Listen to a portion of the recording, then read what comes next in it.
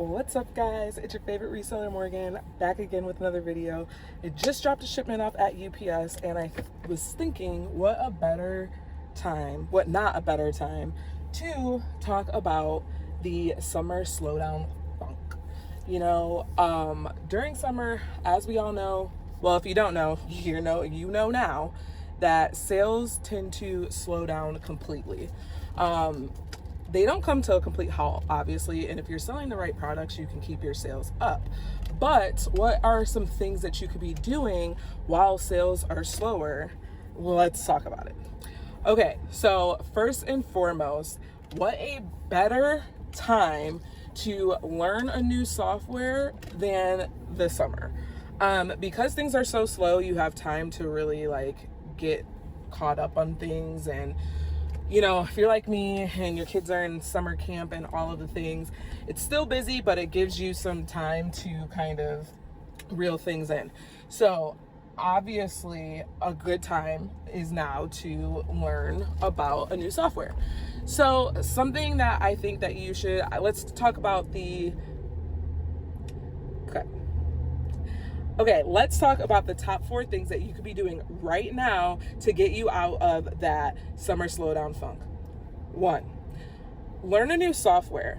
Because things are slower, this is a great time to really get involved in your business and learn new softwares that can help you thrive. I think that right now you should look into tactical arbitrage. It is a great source for online arbitrage, and it will help you with your sourcing. It helps do scan storefronts, all of the things. So if you have tried tactical arbitrage and you're just like, man, I really don't get it, I don't understand it, now they even offer one-on-one sessions with a tactical arbitrage expert for all people who are already subscribed to Seller 365. So I will put all the links below. Highly recommend that you should do that in your free time, because what it's going to do is help your sourcing game for Q4 and help make sourcing faster for Q4, so that you're not sitting at a computer all day trying to find what products you can and cannot sell. Next thing that you should, or actually the next software that I think that you should learn is Smart Repricer. Smart Repricer is also offered by Seller 365, and if you sign up for Seller 365, this is in the suite of softwares that you get. It is a great repricer for Amazon. I think that now, again, is the time to learn a new product, especially a repricer when things are slow. So if you accidentally do something wrong, it won't be detrimental to your profits and your sales. It might be that you lose money on one item versus during Q4, 100 or 1,000 items. So now is the time to enroll in a repricer, especially if you're not familiar with repricers. And again, they also offer a one-on-one session with their Smart Repricer experts. So that's kind of cool. Not a lot of softwares offer that one-on-one help. So there's that. Next, we have your catalog. So this kind of goes hand in hand with the first one, but right now, if you are a clearance seller, clearance obviously has slowed down, dried up. It's hard to find evergreen items right now, and now is summer, but we're going into back to school. If you do things right, back to school will fund your Q4. So I would be researching back to school stuff. And I'm not just talking about, because I know that there's a lot of CPC issues right now. So I'm not just talking about backpacks. I'm not just talking about crayons, markers, those things. I'm talking about everything. Like, if you have children, think, what do you buy your kids? I'm talking clothes, shoes, lunch boxes, backpacks, regular school supplies, cleaning supplies for the teachers, snacks, things for lunch. So broaden your horizon. We're not just talking about school supplies. So those are some things that I would focus on to help grow your catalog for sales right now. As we go into the back to school season, I mean, you'll start to see it in stores. It's really started to come out now, this last week, but this is the time. This is the time to really, I mean, really the time was, a month or so ago, but now is the time to get in on these sales if you want to. People are starting to shop for their kids back to school, and you have different buyers. You have the buyers who are early, which is actually usually where I fall in. I usually buy all my kids' school supplies by like end of June, beginning of July. However, this year I've been super busy, so I have not fallen in that category. Then you have the people who buy the school supplies pretty much as soon as they come out.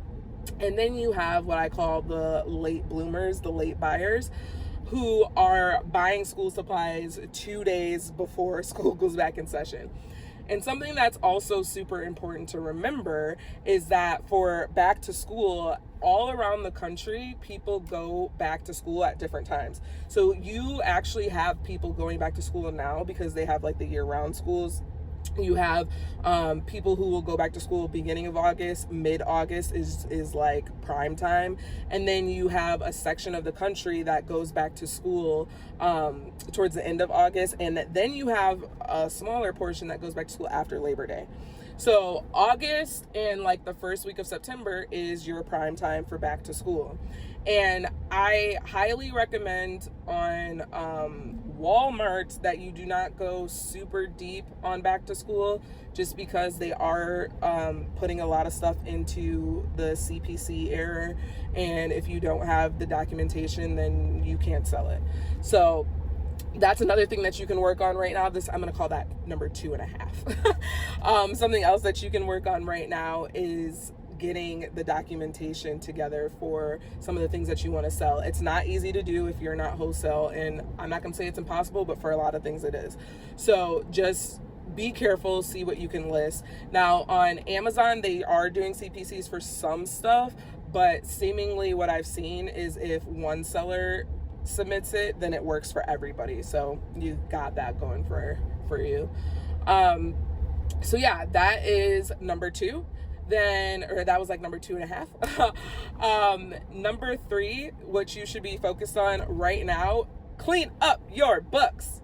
You heard it here first. Really, that should probably be like number 1, but like nobody wants to do that. Clean up your books, clean up your books, clean up your books. If you have receipts that haven't been scanned, scan your receipts. If you have books that haven't been closed out from the last 6 months, close up your books. Every year I say I'm going to be better at books, and I've gotten better. I'm not waiting till the end of the year, but it's about every 6 months now that I'm doing my books. My goal this year was to be every 3 months, but it just hasn't happened. So next year it's going to be every 3 months. But for right now, I cleaned up my books in June. So clean up your books, clean up your books, clean up your books.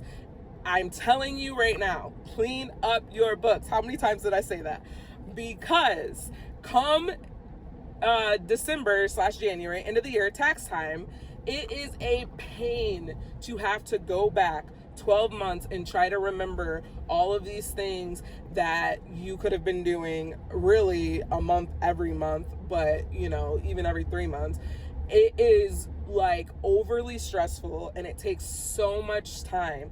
Last year I had to miss out on I think it was Valentine's Day sales because I had to do taxes. I had to sit down and focus on taxes. I couldn't be running around trying to get, the next hot thing. So the goal is to keep up with your books. So then when it comes time for tax time, it's really easy. If you have an accountant or whatever, or a CPA, it's really easy to just give them the documentation instead of having to try to gather everything at the last minute. The year before, there was Valentine's Day, and then we actually had the luxury of having I think it was a month and a half between Valentine's Day and Easter. This year that wasn't the case. It was Valentine's Day, and then we had maybe 3-ish weeks, and then Easter. So I did participate in Easter, but not as much as I normally would have, because again, I was spending time doing books. So clean up your books, clean up your books, clean up your books. How many times did I say that in this video? Insert count here. But seriously, I'm serious. Clean up your books. Okay, and number 4, last but certainly not least, network. Grow your network. Now that you have the time, now that things have slowed down, grow your network. This is the time to create that Instagram account, post the cringy content, create that YouTube account. You know, you're just getting started. Nobody's expecting things to be perfect. But this right now is the time to do that. And what better a time than a week before seller retreats?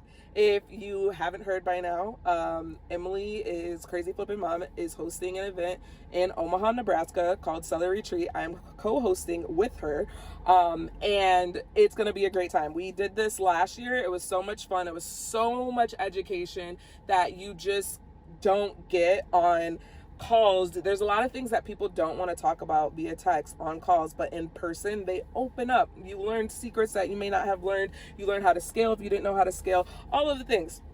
So if you have not gotten a ticket yet, now's the time. We're in the final countdown here, guys. Like, next Thursday is it.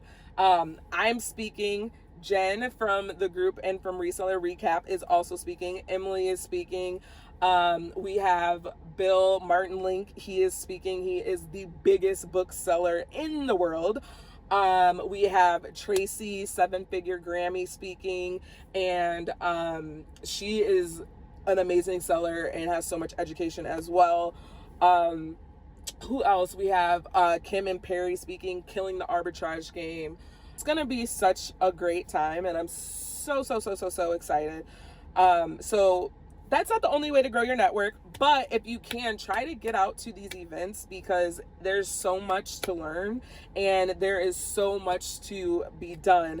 I mean, you could be talking to software companies and they're like, hey, you know a lot about this, can you help us out? Whatever the case is, like, there's so much opportunity in this industry to grow your network, and who knows, by growing your network you can do more than just selling. There's people who do content for software. Who knows? I mean, there's people who do content for softwares, content for groups.